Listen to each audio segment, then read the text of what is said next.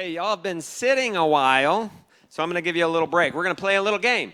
If you are at a homesteading food summit event on a Wednesday, when all the normal people are at work, stand up.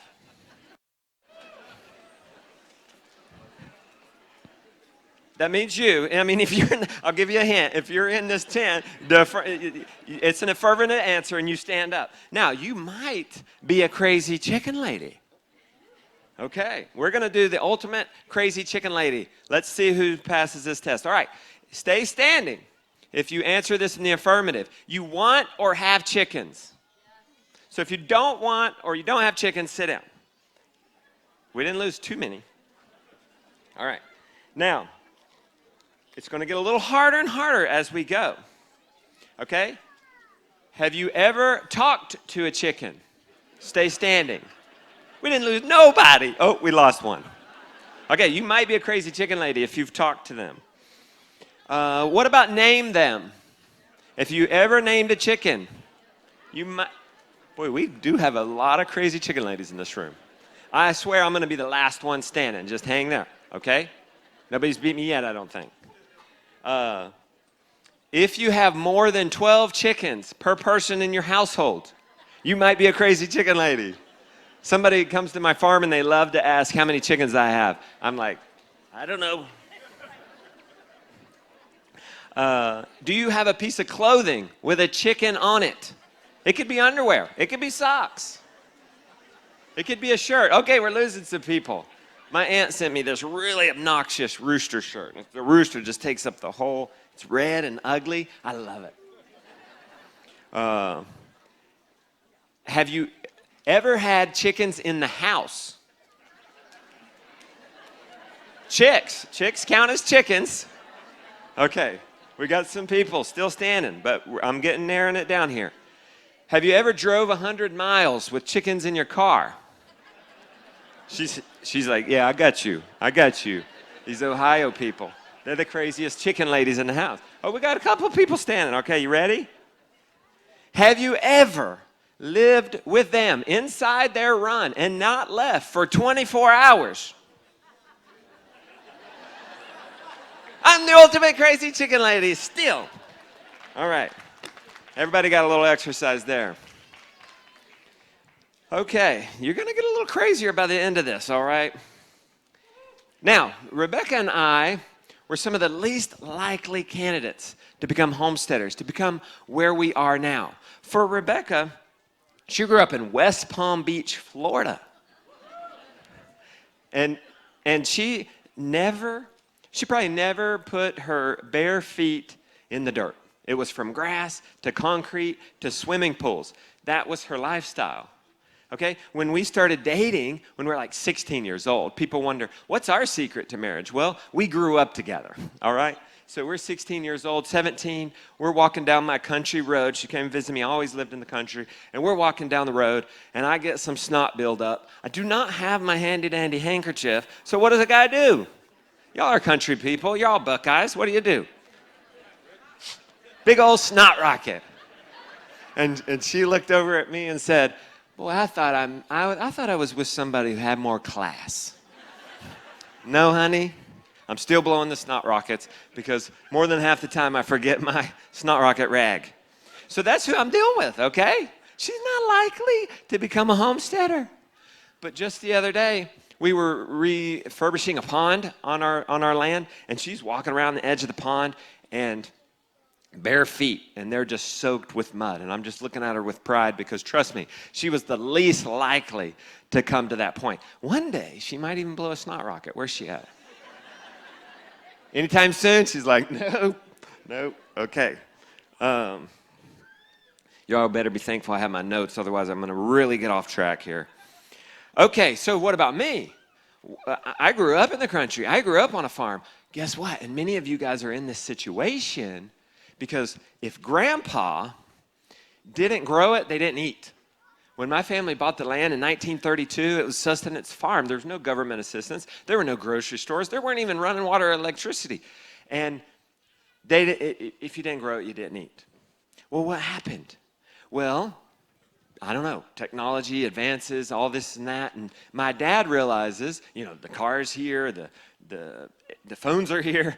I can do better if I just become an orthodontic salesman. I can make more money and just buy my food at the grocery store. And so that's what he did.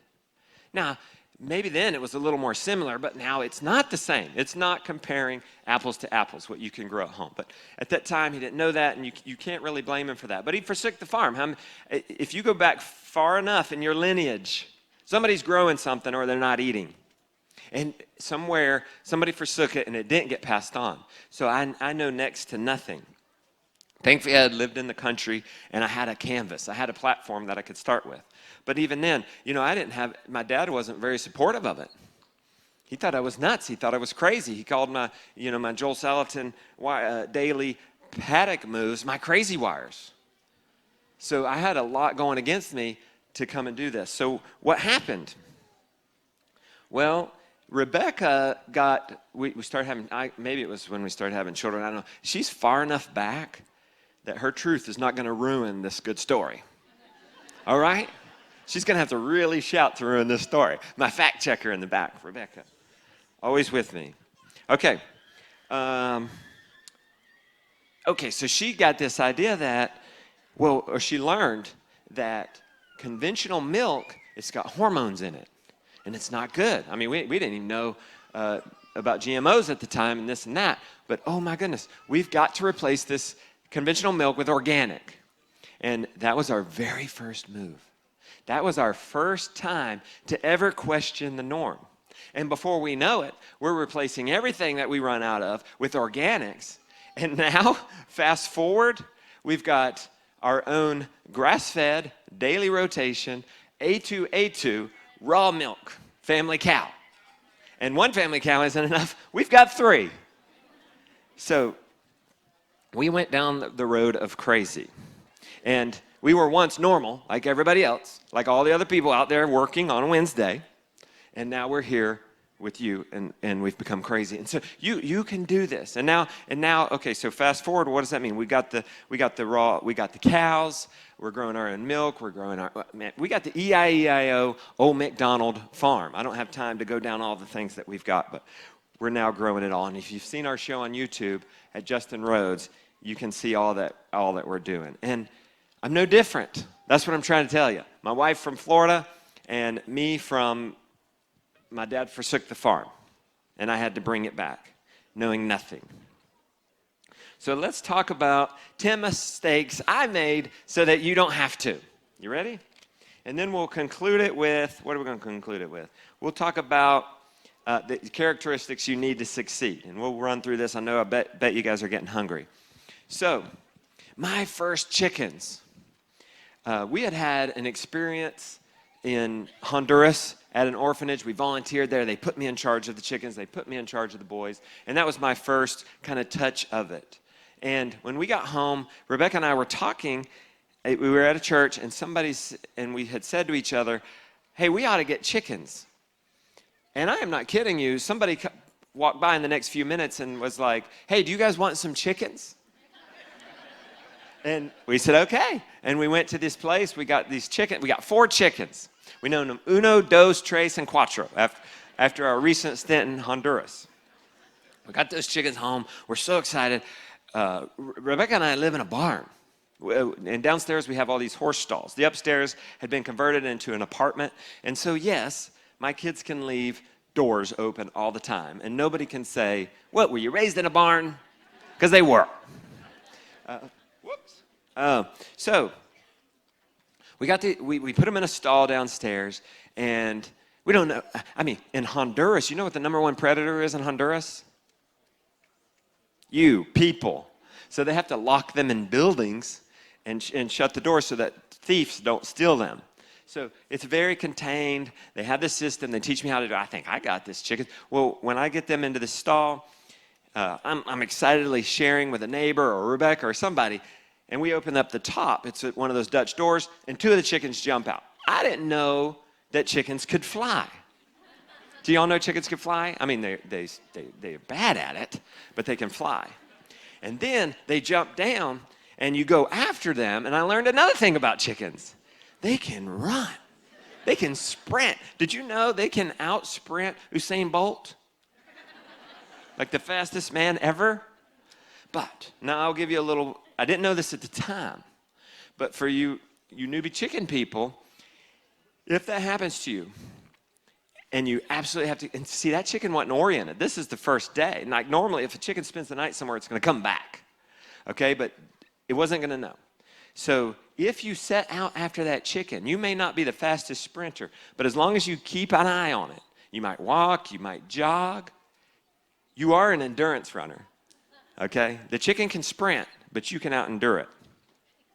So I didn't know that though. And so I lost uno and dos that night. And the next day I saw Uno on, how do I know it's Uno? One of them, Uno on the roof. And our roof is just like right over our banister. And, you know, I don't know. And I have a failed, lame attempt at catching this thing, and it flies off. Again, fly off my roof, 12 feet up in the air. Well, never see Uno again. Everybody wants to eat a chicken. We're just trying to beat them to it. And but I don't know, between a few weeks, Trace and Quattro are gone. What's my lesson? My lesson in that is, well, chickens can fly. I taught you how to catch them, and they're fast. Okay, we'll get into more meaningful lessons, trust me. All right, here we go. My mistake number 2, I bought an old mule. Somebody had this mule on Craigslist for $200. And I thought, oh, I had this romance. When you first get into it, you imagine you're going to do everything. You're going to get the heritage chickens. You're going to plow with the mule. You're going to make your own compost. You're going to start your own seeds. Blah, blah, blah, blah, blah. Well, I was going to get me my own mule, and I'm going to be plowing the fields, and I'm imagining I'm going to ride that mule. I'll get on its back and ride and check on things. She's laughing. Do you have a mule? You're laughing because mules are like goats of the equine world. Okay, so Lily wants a horse, and I had, we kind of want to ease her into. We're getting her horse lessons because it's going to be all on her, and it came up. Lily's, she's a master negotiator, and she said, "Well, what if I get a mule?" And I thought, or maybe it was a donkey, and I said, "All right, well, maybe that's a good idea." And somebody who owned goats texted me and said, "That's not a good idea." I thought it was a good idea because they're smaller and this and that. And she's, no. They're the goats of the equine world. Stay away. All right. What was the point here? Oh, I got this old mule. I'm imagining all these things. I'm the cowboy on this mule. Well, I get on top of that mule, and it doesn't move. You slap it in the butt, it doesn't do anything. I couldn't, for the life of me, get that mule to move. That mule must have been 47 years old. There was a reason it was $200. Case in point here. Well, one, don't worry about getting caught up in these grandiose ideas and trying to do everything and all these romances. And number 2, don't buy livestock just because it's cheap. That's going to lead me to my next mistake, which was I bought a goat. Do we have any goaters in the house? Oh, boy. Do we have any people that pray in the house? I think Joel's a prayer. He was here somewhere earlier.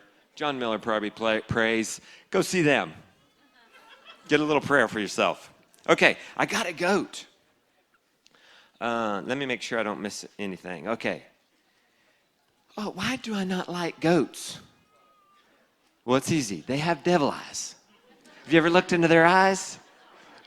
I will give it to you. They are the best mascot. They do have the best personality. How do I know this? I got one once. It was free. You know where I'm going with this? If the $200 mule, cheap livestock, was a bad idea, where do you think this free livestock idea is going to go? Okay? We got this goat, and we had nothing else at the time, I don't think. Where's my fact checker? But anyway, we were running this camp. We had these young people who were thinking, oh, we didn't have a dog. Let's take the goat on a walk. That went pretty good. On that goat, we went. By the way, if you ever leashed a goat, you might be a crazy goat lady. And then we had this hill, and I thought, let's teach the goat to play King of the Hill. Wouldn't that be fun for the kids? We're trying to teach this goat to play. That didn't work too well, but that goat was a lot of fun. People would come over, and it'd jump up. And then Rebecca was getting near to her due date for one of the kids. And, that's when the goat decides it's not going to stay in the fence. And you might have 2 strands of electric, and it might be as hot as all get out. Just walks right through it. 3 strands, just walks right through it. 4 strands, walks right through it. 5 strands, walks right through it. And that's when the neighbor dog comes and bites the goat and gets infection. And then you're at the hospital, and you got to go back and forth between your firstborn son and this devil eye. What are you going to do? I gave away the goat. Okay, lesson learned for the goats. Don't get a livestock because it's free. And a lot of people come into homesteading. I love to do, because when I meet somebody normal and they don't know who I am and this and that, and they find out we homestead, you know what their second question is? Do you have goats? And I love to tell them, no, they got devil eyes. Okay. They expect me to say yes, but that's the point. Don't get anything because it's expected. But get it because it's in your heart. If you're a crazy goat lady, then go for the goat. But otherwise, stay away. Let me make the mistakes so you don't have to. Where are we at? And all right. Okay, let's number 4, for those of you taking notes. The 4th mistake I made was I planted an orchard. This might throw some of you off.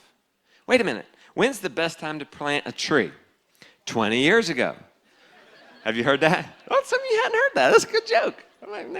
Okay. Well, when's the next best time to plant a tree? Now. That's the saying. It seems wise. It seemed wise to me. I don't know if it's true. I think it might be a mistake. Because trees don't move. Joel's a big advocate of mobile infrastructure and mobile farm, because if something happens, especially a lot of you, you're just getting started. You might be renting. That might not be your legacy property. You might want to build up to that.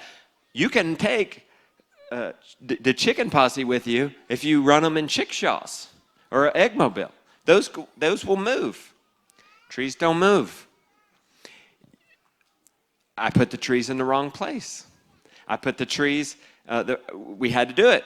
Everybody's doing an orchard. We had our goat. Now we got to do the orchard. We put the orchard where we thought best. It ended up being where a lot of water gathered at the bottom of the valley, and also ended up being the frost pocket. You want to plant your fruit trees above the frost pocket, 50 feet in elevation above the creek. Okay? And so that was 10 years ago? And I think our last tree in there just finally died. And it produced some fruit. And I was like, Rebecca, that's the tree we want to go and keep. It was a peach. That's the peach seed we want to keep. Okay, if it can tolerate all our mistakes, let's save that guy. And I tried, and I couldn't get it to sprout. And this year I'm like, okay, we're going to try again. And sure enough, it died. Why? We had a warm spring. It bloomed. And then came that hard frost. And it just killed it. It couldn't take it anymore. Where am I at? Okay. So what's the lesson there? Slow down. Learn permaculture design. And that's going to lead me into my next lesson, which, if you get like one of our first books when we came into homesteading was Backyard Homestead. And it has some good bits and pieces, but a lot of what these conventional normal homesteading books do is they might teach you how to do a trellis. They might teach you how to do a garden. They might teach you how to do chickens, and even show you like this little postage stamp of where everything could go. But they're really not taking in consideration about how those things can all work together. So that leads me into my next mistake, which was number 6. I did not have a design.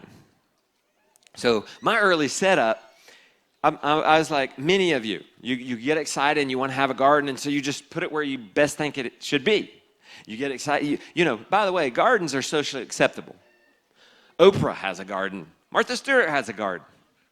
You get into gardening, you have a little bit of success, then you get into chickens. And that's the gateway drug to homesteading. Before you know it, you're the crazy chicken lady. You've named them, you have a t-shirt, and you have more than 12 per person of your household. So I put this garden, I don't know, just put it out there. It's flat, it's sunny. I at least knew that. It was about 120, I think it's 139 steps from the house. He's laughing back there. He knows where this is going. Well, Rebecca and I, we were, weekend warriors. You can do a lot in 10 hours a week. Can you guys commit 10 hours a week? After work, an hour in the garden, an hour on the little homestead. Half a day project on the weekend, that's 10 hours. You can do a lot. You can grow 50 to 75% of your own food in the growing season doing that. So that's where we were. And we had this big garden out there. And it's the weekend we're going to plan on weeding it. But the beautiful one would want to check in with me every once in a while, and she'd say, Justin, how's it looking? So I'd go to the window, and I'd kind of peer out there and look. It had a screen on the window, and 120 feet away, it looks, hey, honey, it looks great. Some of you have a garden know exactly where this is going. A couple days later, Justin, how's the garden look? And I don't think she knew I was just going to the back window and looking out. I think she thought I had a bigger pulse on things. Actually, gentlemen, when a woman asks you a question, I've been married long enough to know it's not a question. It's a pop quiz. And you better pass it. And she's actually trying to tell you to do something. And she's trying to figure out if you're smart or not, if you've improved yet or not, and you better make the right answer. So what she was really saying, get out there and weed the garden a little bit. But we were young in our marriage, and I had no clue. I was still very literal. I thought it was a question. Well, it comes time to the weekend comes, it's time to go weed that garden. And I knew I was kind of checking from the window, and I knew enough, maybe that wasn't the best idea. And so I run out there and I look, and it's just terrible. There are weeds everywhere. And I look around and I see the string trimmer, the weed eater. And I go and I think, this is a good idea. And I go and grab the weed eater, and I'm weed eating in this garden, and I'm thinking, this is working great. And I had just started, and I'm thinking, you know what? I'm going to be the next Elliot Coleman with my grand ideas, my gardening ideas. I'm going to be the weed-eating gardener. This is so brilliant. Why hasn't anybody thought of this? It's just working so good. And it's beautiful. And it took me less than 5 minutes. And here comes the beautiful one. I'm just waiting for the praise. Yep, you were right. This is good. And we're not even going to have to work at all today. Here she comes. What happened? I string trim it in like 3 minutes. Where are my prized peppers? Oh, we can go get some peppers at the store? Oh, she stormed off. No, they're just not the same. So, what's the point of that? Permaculture design. Well, the garden was 120 feet away. Put it in the front yard. Take the homesteads out of the backyard and put it in the front yard. And then when I'm on my way to the suburban, oh, I see a weed. Honey, the garden's not looking. Okay, yeah. Pick it as you go.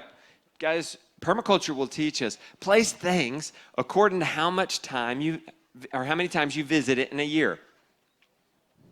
You want to hear this? You crazy chicken ladies know this. You let the chickens out in the morning, you put them up at night. You might get the eggs while you do that, this and that. That's 2 visits. That's over 700 visits a year. If the beautiful one would let me, I would have... Uh-oh. Okay. If the beautiful ones... Is she cutting my mic? Fact checker going to cut my mic. They gave her a control. Oh, he's telling a lie. Okay. No, this is God's honest truth. If she would let me, I would pick chickens right out the front window. Their nest box right at the window. So I'm just lift up the window, grab my eggs, and go inside. You visit it so much. You guys want me to confess something to you? The apron-wearing permaculture chicken ninja master? You want to know the truth? I'm laying in bed one night. I'm in that wonderful place right before you go to sleep. And I feel a nudge on my side. And already that's a pet peeve. And I'm like, okay. She's like, did you shut up the chickens? I said, no. Well, are you gonna? It's not a question, guys. It's not a question, but I thought it was. I thought it was. And I thought I could answer truth. No.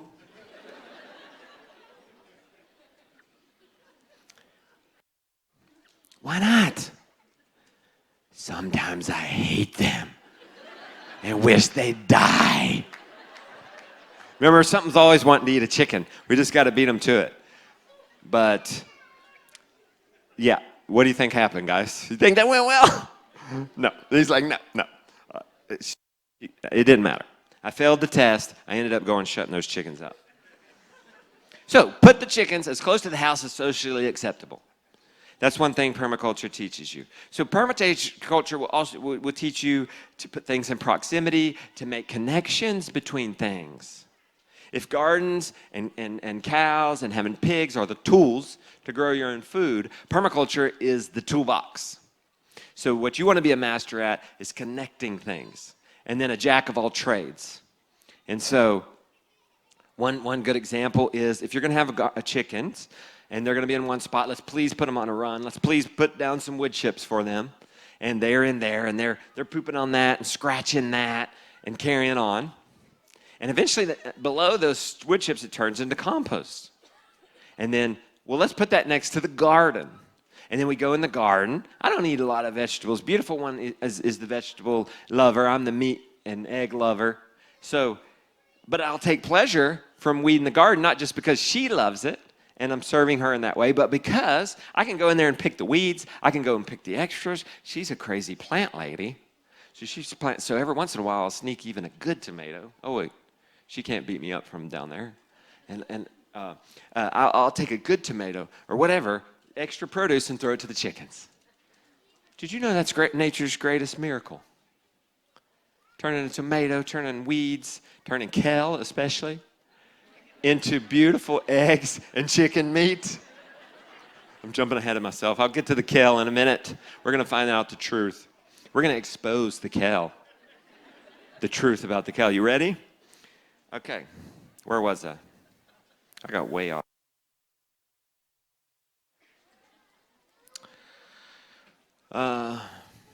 Okay. So,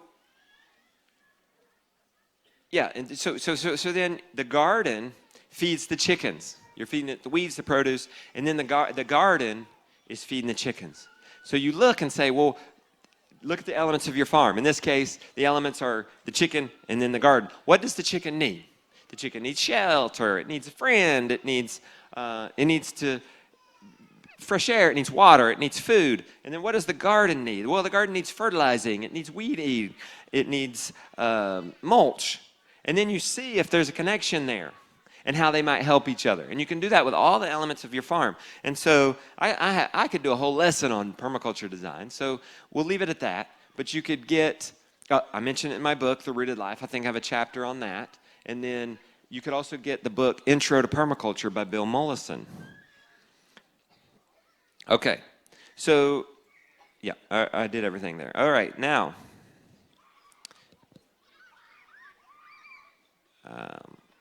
Let's go. I'm trying to figure out what I can go through. Okay. I'm going to mention this. This would be mistake. I forgot what number are we on. Are we number 5? 6. 6. Okay. Lesson. Mistake I made. And I don't have time to listen all 13 of these lessons, so I picked 10 of the best. And this definitely had to stay because I see John Miller is in the mentality I was. And this was a mistake I made. I wood chipped everything. No, I actually really admire this. Wood chips on the floor here, but this is what happened. I watched the movie Back to Eden. Has anybody seen that?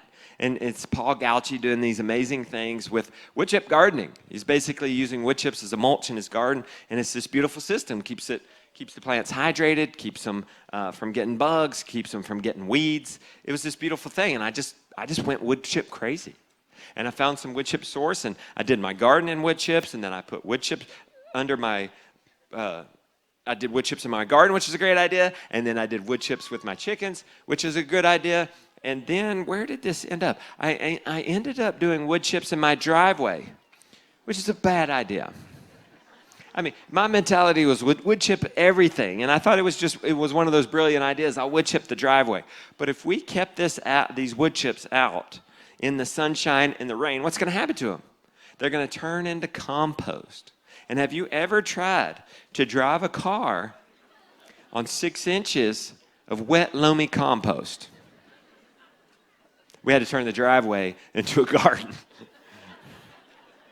But I think that a lesson that we can take away from that is, again, we're kind of getting caught into these romances, and we can take these too far, can't we? So this was a permaculture principle. Look at nature. That's what permaculture does. Look at nature as our model. How does nature do it? Well, if you go to the forest, it's full of mulch, and forests thrive on their own without us. So let's do that in the garden. I tried it for the driveway, not so much. So it doesn't always work in every single situation. So you got to experiment. I love to fail a lot, but I love to fail small and try things and see if it works. Now I'll go on to 7. This was my mistake, and this might surprise some of you. I put up a perimeter fence. Now, many of you, when you first get in your homestead, you're thinking, oh my gosh, this is one of the first things we got to do is put up this fence. And I thought that too. And I didn't necessarily pay attention to my particular instance. So we worked so hard. We had no money. So we had to resalvage locust posts. We had to go and harvest locusts to get these posts. We had to just find woven wire wherever we could. It must have took us 4 years to build, I don't know, it must have been 2,000 feet of fence, which, let me tell you, should not have taken 4 years. But we just putzed away at it as we could. And we built this perimeter fence, and it's going well. We're moving these cows around. And if you've seen our vlog on the Justin Rhodes Show on YouTube, you know there's a public road right through our property. We have these various houses that have been built on the farm over time. So we're grazing these yards. We're crossing this road. It's nook and cranny farming at its best. And we've got all these perimeter fences up. And I had Joel out for a speaking event and had him for a consult. One of the first things he does, we walk out there and he's like, you got to remove all these perimeter fences. And I'm thinking, 4 years. We're going to flush it down the drain. Actually, by the way, that's one of 3 things I learned in college. And I didn't learn much. It was 4 years, but I learned one thing. And it's called sunk cost. I learned that in some economics class. And a lot of times we get caught up into something because we spent so much time, money, and energy into it, but it's a sunk cost, and we should always make the right decision for ourselves now and our future selves based on that. Us now and us in the future, not based on what we've done. So Joel says, you got to remove all these perimeter fences. And I'm thinking, all the books say that's the first thing you got to put up. Even your book, you talk about putting up perimeter fences. But he sees the nooks and crannies on my farm. He also sees that my nearest neighbor is a half a mile down the road. And between us and them is forest. And this public road that's coming through is just a dead-end road, and we're on the end. Really, I mean, we had cows get out right before we left. And I wasn't too worried about it because we're the only pasture within half a mile. Now, what do you do in that situation? Well, I said, okay, I'll try it. And so I try. He saw that I was already running sheep or cows in a sheep's net, because then once I move the cows out, I'm moving them every day. Once the cows get moved out of that, the sheep go into that. So I might as well just have one system there and keep the calves in too with those nets. And anyway, I'm using these nets. So I set those up inside these pastures, and I try it before I rip out the perimeter fences. And it's working. It's working beautiful. We're trying it. You know, the beautiful one's hesitant, but it's working. And it was working so well, we're like, okay, yeah, let's remove the perimeter fences. And now that we have, there's none of these permanent fences, and we can go from field to field with our side-by-side or walking, and we can bring our cows all the way down to the public road and mow it. We can put them in this or that yard, and it's no problem. So what is the lesson learned there? Well, I would say that you can't get caught up. Just remember the sunk costs. You can't get caught up in something that you don't make the right decision moving forward. Don't get caught up in something that you've invested in, that you continue to make the wrong decision for yourself. Now, that being said, don't go home and rip out your perimeter fences. You might have a popular highway right there, or an ornery neighbor over there. You might want to keep the perimeter fences for that. All right, 8. This was a mistake, I think. I didn't buy a side-by-side soon enough. Now, I know Joel has a beat-up Bronco to serve as a side-by-side. So something. I didn't buy something to move myself around on the farm soon enough. I was embracing this and proud to say, oh, I'm in Earth's gym. I'm walking around, I'm carrying these kids. And yeah, that's all good. But I was hanging on to that. And in fact, when we went to get a side-by-side, it was just for Rebecca. She had had this dream all her life. Growing up in Florida, one day I'm going to have this golf cart. And I'm going to putz around on a golf cart. I had already disappointed her plenty. Remember the snot rocket? So it had been like 20 years, hadn't it, Rebecca? And she was not surprised. But we finally got her this, well, they came out with side-by-sides, and I'm like, okay, I think that could make sense on our 35-degree slopes. So we go to the store, and it's all her. You pick it out, you drive it. I'm gonna keep walking. Well, she picks out one. She gets a family-friendly one. It's got 2 bench seats on it. We can fit 20 people in that thing if we need to. Family-friendly. And we walk around, or we get out of there. We go home. I get to test drive it. I haven't gotten off of it since. In fact, that first few months, I gained the side-by-side 15. You know what that is? Gained 15 pounds. But what did that side-by-side enable us to do? Well, in the winter, instead of just having to feed hay at a certain fields down in the flat bottom where the grass was already going really good, now in the winter we could go feed hay in the upper pastures where it needed extra nutrients like extra hay, extra manure. Okay? It opened that up. It also, remember Joe had us rip out our perimeter fences. Well, at the time we have family cows, so we were bringing the cows back to the farm to milk them. That was Joel's other suggestion, is take the milk out in the field. So but because we had a side-by-side, we saw this old shed on the property, and I saw in my mind skids on it. We put skids on that shed, and we're able to pull it behind that side-by-side to a new paddock every single day, and now we're milking out in the field. And it's one of the most wonderful blessings. I mean, it was terrible.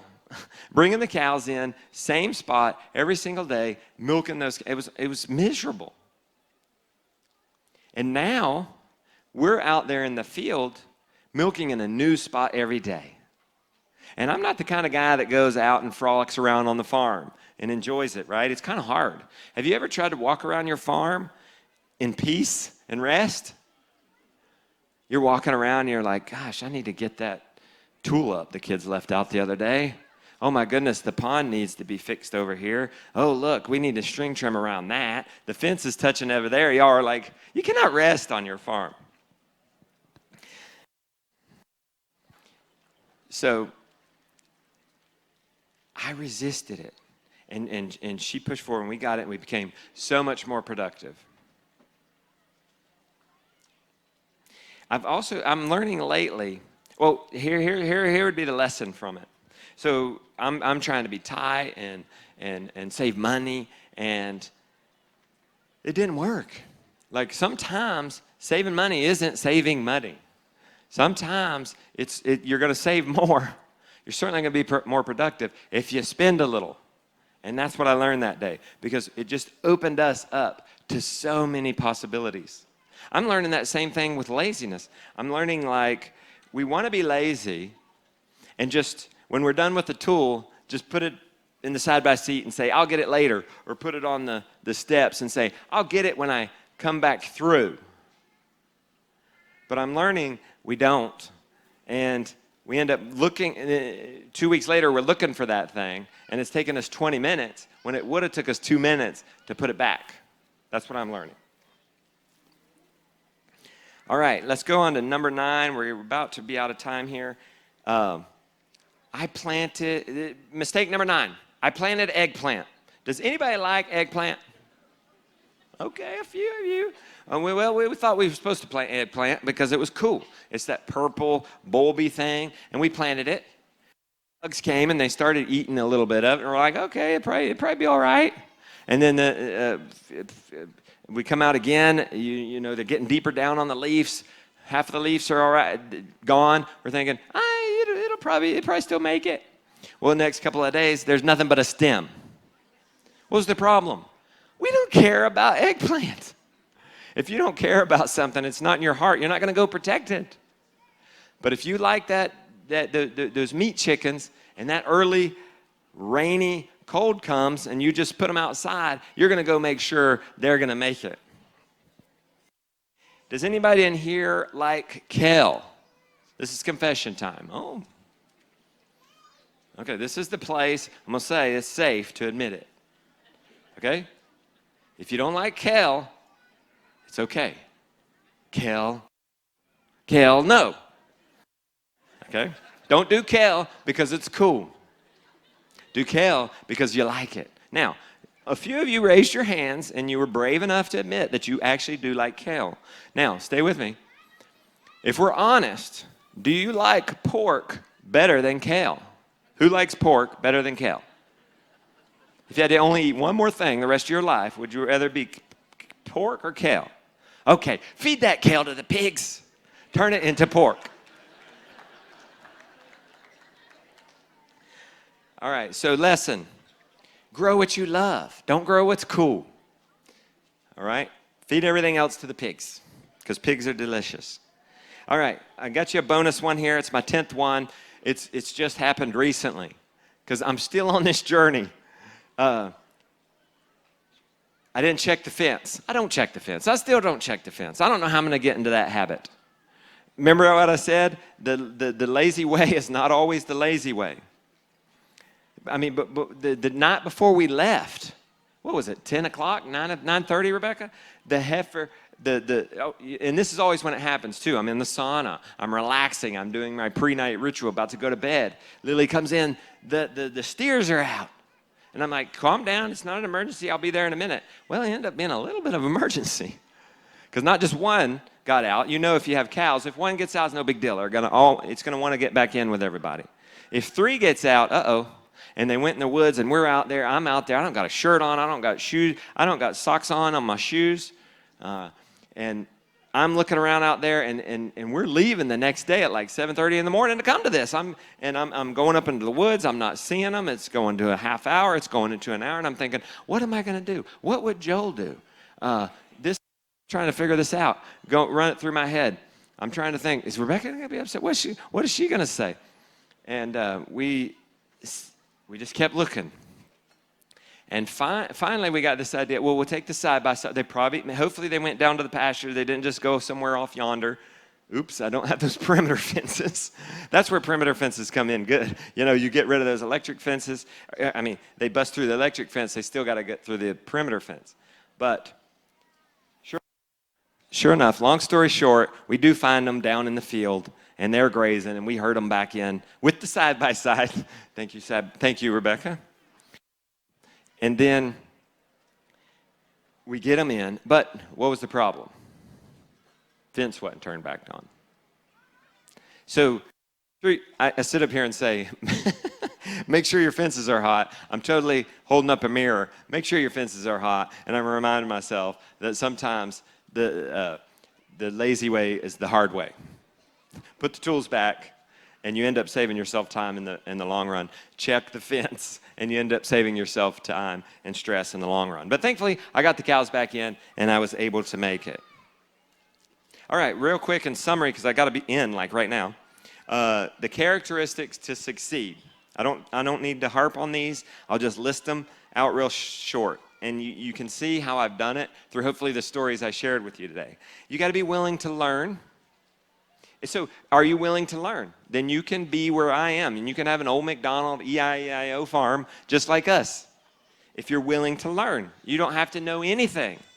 Remember what the previous speaker said? It's about attitude. He hires for attitude, not skill. That needs to be our own selves. We need to have good attitude and not worry so much about the skill. We can acquire that. You got to be willing to change. You got to be willing to pivot. What you thought worked, you got to be willing to consider the side-by-side. You got to be willing to get a Premier One net if you've never tried it, a mobile net. And you got to be willing to, if it didn't really work for you, to go back. You got to work hard. You're gonna have a 9 to 5. You're gonna have money as a homesteader. You're gonna have a 9 to 5. Now maybe you become a market farmer, but that's just another job. That's a job as well. So you're gonna work your 8 hours, and then you're gonna keep working. And it doesn't take any tremendous amount of skill. It just has to take a willingness to work. So when the normal people are done with work, you're still going, and then you can get to where you want to be growing food. When the normal people are going to the mall, I guess they don't go to the mall anymore on the weekend. They're going to the pool or whatever on the weekend. You're working.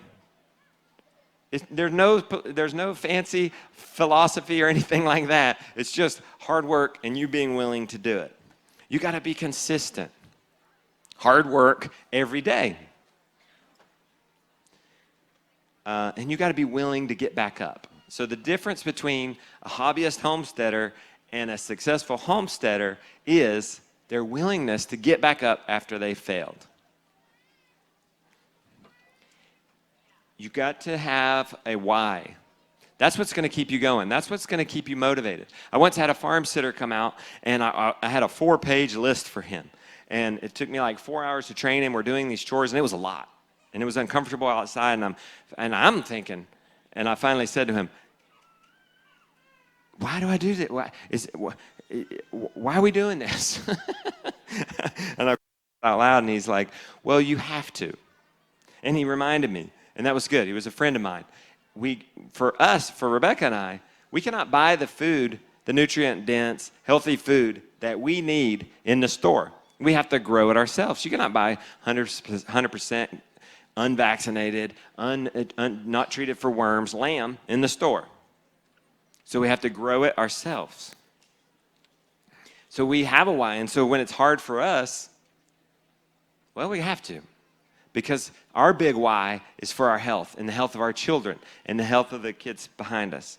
And then if you're feeling overwhelmed, which is going to happen, if you hardworking people, you're going to get overwhelmed, just take a deep breath, hold the heart, too blessed to be stressed, and say 1% today. How can I change just 1% today? And if you change 1% every day, it doesn't take 100 days to double to 100% change.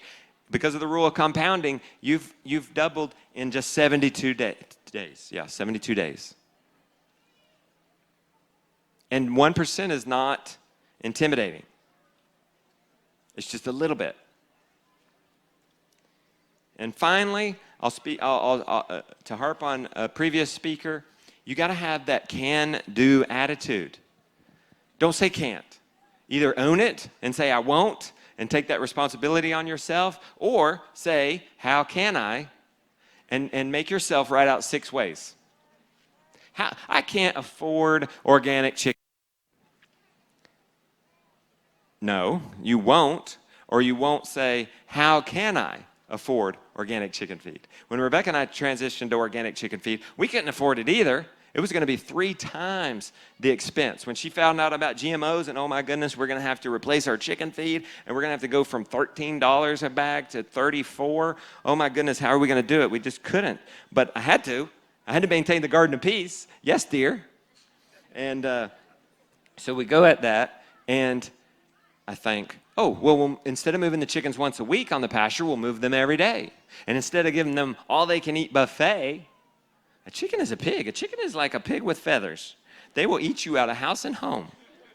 And instead of doing that, we rationed it, and then we brought down the ration every week until it finally affected their egg production. And long story short, just moving them every day and rationing, we're spending less money on feed overall. Even having transitioned to another a feed that was 3 times as expensive. And then even then we still couldn't afford it. So you know what we did? You can raise 24 chickens just as easy as 12. And so we would raise more than we need and share the excess. So challenge yourself, how can I? When you find yourself saying, I can't. That would be it. Thank you so much for your time. I hope you enjoy your lunch. Come see me. Thank you. We'll be over at one of the tents signing books. Thank you, Justin. Thank you for coming out.